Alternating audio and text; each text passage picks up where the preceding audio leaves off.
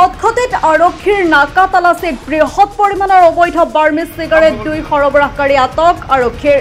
বুধবাৰে পুৱা 10 বজাত খটখটিত আৰক্ষীৰ নাকা তালাচীত বৃহৎ পৰিমাণৰ অবৈধ বাৰ্মিজ চিগাৰেট সহ 2 সৰবৰাহকাৰীক আটক কৰিবলৈ সক্ষম হয় আৰক্ষী প্ৰাপ্ত খবৰ অনুসৰি খটখটিত আৰক্ষীৰ নাকা তালাচী কালত মণিপুৰৰ পৰা কলকাতা অভিমুখে গৈ থকা DD02G 9558 নম্বৰৰ ট্ৰাকত তালাচী চলাই 27টা কাৰ্টুনত 1350 পেকেট অবৈধ বাৰ্মিজ চিগাৰেট উদ্ধাৰ কৰিবলৈ সক্ষম হয় অবৈধ চিগাৰেটখিনিৰ সৈতে জড়িত মহাৰাষ্ট্ৰৰ 2 সৰবৰাহকাৰী ক্ৰমে খলিল জামাদাৰ আৰু দিগম্বৰ ভিভৰকাৰক আটক কৰে আৰক্ষীয়ে এছআই দ্বয় সমধন স্বৰ্গীয়াৰী দীপক লাহন আৰু থানা ষ্টাফৰ সহযোগত উক্ত তালাচী অভিযান চলাইছিল এই সন্দৰ্ভত আৰক্ষীয়ে তদন্ত অব্যাহত ৰখা বুলিও জানিব পৰা গৈছে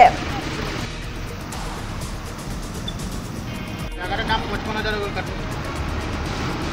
14 লাখ টাকা